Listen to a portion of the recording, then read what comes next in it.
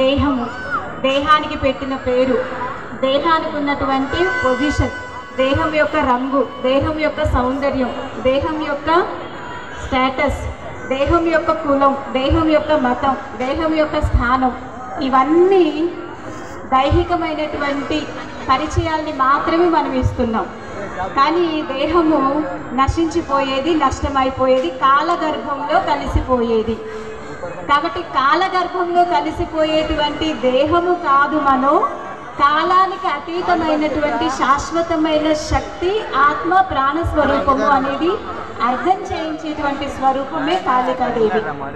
కాబట్టి మనందరిలో నిత్యమైన సత్యమైనటువంటి శాశ్వతమైన ఆత్మశక్తి మన రెండు కనుబొమ్మల మధ్య కొలువై ఉన్నది. ఆ శక్తి యొక్క స్పృహలో ఉన్నప్పుడు మనందరం కూడా కాలాన్ని జయించినటువంటి కాళికా స్వరూపం అవుతాం. అలాగే పుర్రెల మాల, ఎవరికైనా మనం అలా వేస్తామా అండి? మాల చక్కగా పూలమాల వేస్తాం, పండ్ల మాల వేస్తాం, గాజుల మాల వేస్తాం. కానీ కాళికాదేవికి పుర్రెల మాల.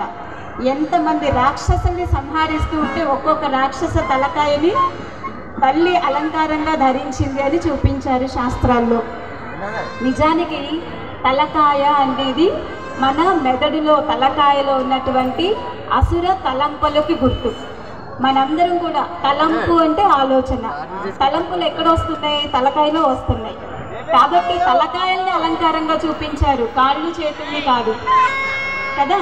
కాబట్టి ఆ తలకాయల మాల అంటే మనలో మెదిలేటువంటి చెడు తలంపుల తలకాయలను ఎప్పుడైతే జయిస్తామో మనందరి మెడలో కూడా కాళికాదేవిలాగే చెడు తలంపుల్ని జయించినటువంటి స్థితి వరమాలగా ఉంటుంది అనేది అర్థం చేసుకునే ప్రయత్నం చేద్దాం.